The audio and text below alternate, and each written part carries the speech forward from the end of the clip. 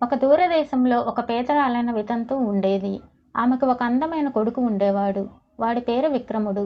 పేరైతే గొప్పదే కానీ వాడు మహా పనికిమాలినవాడు. పెద్ద సోమరి. ఒకరోజు తల్లి వాణ్ణి పిలిచి, చితుకులు ఏరుకుని రారా, 2 రొట్టెలు కాలుస్తాను అని అడిగింది. రొట్టెలు కాల్చకపోతేనేం, పచ్చిపిండి తింటే పోలా అన్నాడు విక్రముడు.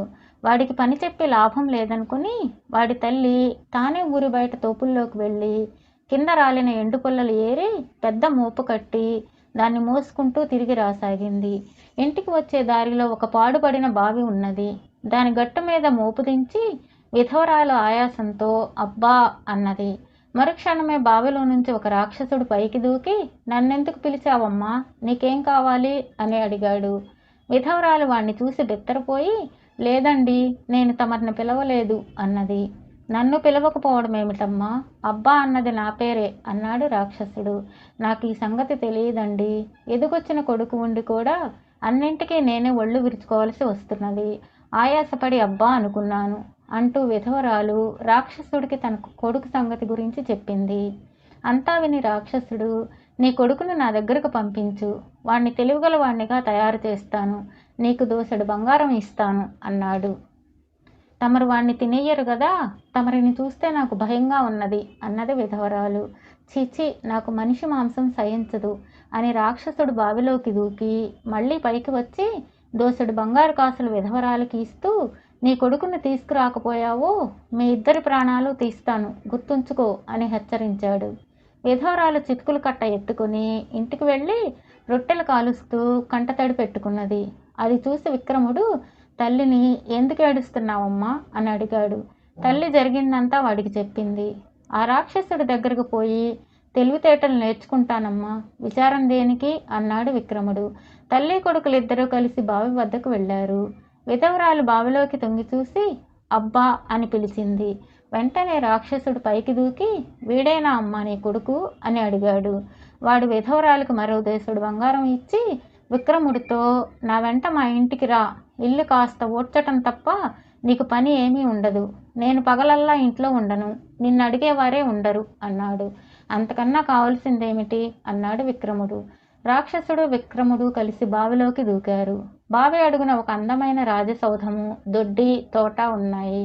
రాక్షసుడు విక్రముడితో, నేను పోతున్నాను, నువ్వు ఇల్లు కనిపెట్టుకుని ఉండు, నువ్వు తిని తాగి ఇష్టం వచ్చినట్లు తిరుగు, నువ్వు దొడ్డిలో యథేచ్ఛగా తిరగవచ్చు, కానీ తోటలోకి మాత్రం పోకు, పోయావంటే ఆ సంగతి నాకు పువ్వులు చెప్పేస్తాయి, నేను నిన్ను చావగొడతాను అని చెప్పి వెళ్ళిపోయాడు.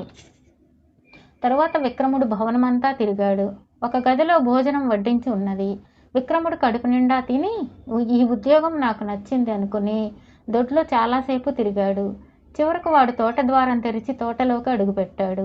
అలాంటి తోటను వాడు ఎన్నడూ చూడలేదు. అందులో లేని పువ్వు లేదు, లేని పక్షి లేదు. పక్షులు చిత్తం వచ్చినట్లు పాడేస్తున్నాయి. పూల నుంచి రకరకాల సువాసనలు వస్తున్నాయి. తోటలోకి పోకూడదట, నేను రోజూ ఇక్కడికే వస్తాను అనుకున్నాడు విక్రముడు. వాడు చుట్టూ చూస్తుంటే ఒక పక్కగా ఒక కుటీరం కనబడింది. కుటీర ద్వారంలో ఒక అందమైన కన్య నిలబడి వాణ్ణి రమ్మని సైగ చేస్తున్నది. జాగ్రత్త, పువ్వులు తగలకుండా రా, తగిలితే అవి అబ్బాకు చెప్పేస్తాయి, నీకో మాట చెప్పాలి, ఇలా రా అన్న మాటలు వినిపించాయి. విక్రముడు జాగ్రత్తగా నడుచుకుంటూ ఆమె వద్దకు వెళ్ళాడు. నువ్విక్కడికి ఎందుకు వచ్చావు? అబ్బా మనుషులను తినని మాట నిజమే, కానీ మాంసం తింటాడు. ఎక్కడా తినడానికి మాంసం దొరక్కపోతే అతని ఇంటికి వచ్చి నీ చేత ఏదో నీరు తాగించి నిన్ను ఒళ్ళు విరుచుకోమంటాడు. ఒళ్ళు విరుచుకోగానే నువ్వు అబ్బా కోరిన జంతువై పోతావు. అప్పుడు అతను నిన్ను చంపి తినేస్తాడు. అందుచేత అలాంటి పరిస్థితి ఏర్పడినప్పుడు నువ్వు నీరు తాగు, కానీ ఒళ్ళు మాత్రం విరుచుకోకు. కాళ్ళు ఆడించు, చేతులు ఆడించు, గుండ్రంగా తిరుగు, ఏదన్నా చెయ్యి, కానీ ఒళ్ళు మాత్రం విరుచుకోకు.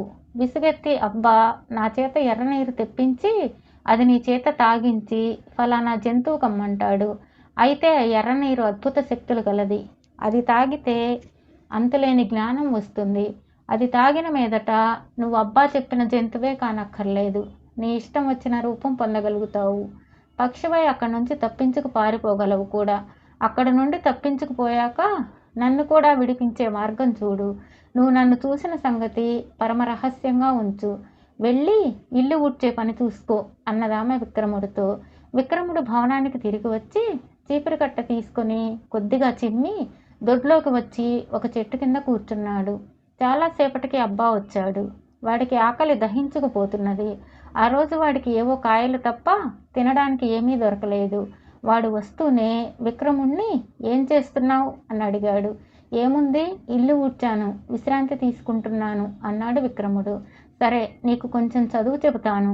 ఈ నీరు కొంచెం తాగి ఒళ్ళు విరుచుకొని కుందేలుక అంటూ అబ్బా విక్రముడి చేత ఏదో నీరు తాగించాడు. విక్రముడు చేతులు ఆడించాడు. ఒక కాలు మార్చి ఇంకో కాలు మీద నిలబడ్డాడు.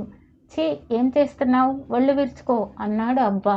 నేను ఒళ్ళు విరుచుకోవడం లేదా అని విక్రముడు అమాయకంగా అడిగాడు. నువ్వు ఇంత మందమతివా అంటూ అబ్బా ఇంకొక పాత్రలో నీరు తాగించి విక్రముడిని ఒళ్ళు విరుచుకొని మేక కమ్మన్నాడు. కానీ విక్రముడికి ఒళ్ళు విరుచుకోవడం ఏమిటో తెలిసినట్లు కనబడలేదు. వాడు శీర్షాసనమైన వేశాడు కానీ ఒళ్ళు విరుచుకోలేదు. అబ్బాను ఆకలి దహించుతున్నది. వాడు తోటలోని కుటీరానికి వెళ్ళి అక్కడ ఉండే పిల్లతో, ఇవాళ ఎంత తిరిగినా నాకు మాంసం దొరకలేదు, ఈ మొద్దు వెధవను ఒళ్ళు విరుచుకోరా అంటే విరుచుకోలేకుండా ఉన్నాడు అన్నాడు. ఎర్రనీరు తాగితే వాడికి ఒళ్ళు విరుచుకోవటం చేతనవుతుంది అన్నదా పిల్ల. ఎర్రనీరు తాగితే వాడి తెలివితేటల్లో నా అంతటి వాడైపోతాడు కదా అన్నాడు అబ్బా. అయ్యి ఏం బాపుకుంటాడు, ఒళ్ళు విరుచుకోగానే నువ్వు ఏం కమ్మంటే అది అయిపోతాడు కదా అన్నదామె. అది నిజమే, ఏది ఎర్రనీరు తీసుకురా అన్నాడు అబ్బా. ఆ పిల్ల కుటీరంలో నుంచి ఎర్రనీరు తెచ్చింది. అబ్బా లోటాలో ఆ నీరు తీసుకుపోయి విక్రముడికి ఇచ్చి, ఇది తాగి ఒళ్ళు విరుచుకుని జింకలాక అన్నాడు. విక్రముడు ఆ నీరు తాగి జింక కావడానికి బదులు పావురం కావాలనుకున్నాడు. వెంటనే వాడు పావురం అయిపోయి బావి గుండా పైకి ఎగిరిపోయాడు. అబ్బా ఆలస్యం చేయకుండా తాను డేగ అయ్యి పావురం వెనకే బయలుదేరాడు. డేగ పావురాన్ని చాలాసేపు తరిమి పట్టుకోబోయే క్షణంలో పావురం కాస్త ఈగగా మారి ఒక స్నానశాల తలుపులోని బీగం కంతలో దూరింది. వెంటనే డేగ ఒక ధనికుడుగా మారి స్నానశాలను నిర్వహించేవాడితో, ఈ స్నానశాలను అమ్ముతావా అని అడిగాడు. తగిన ధర వస్తే ఎందుకమ్మను అన్నాడు స్నానశాలవాడు. పెద్ద మనిషి వాడు అడిగినంత బంగారం ఇచ్చి స్నానశాల బీగాలు పుచ్చుకున్నాడు. వెంటనే ఈగ బయటకు వచ్చి అటు ఇటు ఎగరసాగింది. వెంటనే ధనికుడు కాస్త ఒక పిచ్చుకగా మారి ఈగను వెంబడించాడు. ఈగ పిచ్చుకకు చిక్కే క్షణంలో రాజభవనంలోకి దూరి ఒక సంపంగి పువ్వుగా మారి రాజకుమార్తె ఒడిలో పడింది. రాజకుమార్తె దాన్ని చూసి ఎంతో సంతోషించి తన జడలో పెట్టుకుంది. ఈ లోపల పిచ్చుక రూపంలో ఉన్న అబ్బా టర్కీ రాయబారిగా మారి రాజదర్శనం చేసుకుని, మహారాజా, నేను మా దేశం నుంచి బయలుదేరేటప్పుడు మా అమ్మ నన్ను దీవించి నాకు ఒక సంపంగి పువ్వు ఇచ్చింది. నాకు ఎంతో పవిత్రమైన ఆ పువ్వును ఒక గోరింక నా కోటు నుంచి లాగేసి తీసుకుపోయి తమ కుమార్తె మందిరంలో పడవేసింది. తమరు ఈ పువ్వును నాకు తిరిగి ఇప్పించాలి అన్నాడు. ఈ లోపల విక్రముడు ఒక అందమైన యువకుడిగా మారి, రాజకుమారి, నేను ఒక రాజకుమారుణ్ణి, నా కోసం ఒకడు వచ్చి అడుగుతాడు. వాడు నా గర్భశత్రువు, మంత్ర విద్యలో ఇద్దరము సమానులం, అందుచేత వాడు నన్ను నిర్మూలించడానికి చూస్తున్నాడు. నన్ను వాడికి ఇవ్వకు, నీకు పుణ్యం ఉంటుంది అని చెప్పి తిరిగి పువ్వుగా మారిపోయాడు. అంతలో ఒక చెలికత్తె రాజకుమారి దగ్గరకు వచ్చి, రాజకుమారి, నీ ఒళ్ళో పడిన సంపంగ పువ్వును మహారాజు గారు తెమ్మంటున్నారు అన్నది. రాజకుమార్తె చిరాకుగా, తోటలో ఎన్ని సంపంగ పూలు లేవు, 4 కోసుకుపోయి మహారాజు గారికి ఇవ్వు అన్నది. చెలికత్తె తోటలోకి వెళ్ళి ఇన్ని సంపంగ పూలు కోసి తీసుకుపోయి రాజు వద్ద ఉన్న రాయబారికి ఇచ్చింది.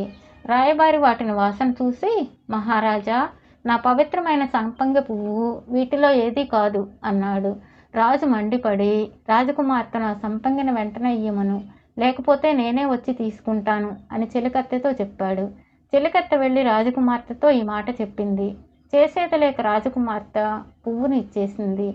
రాజు ఆ పువ్వును టర్కీ రాయబారికి ఇవ్వబోతుండగా అది కాస్త ధాన్యం గింజగా మారి నేల మీద పడిపోయింది.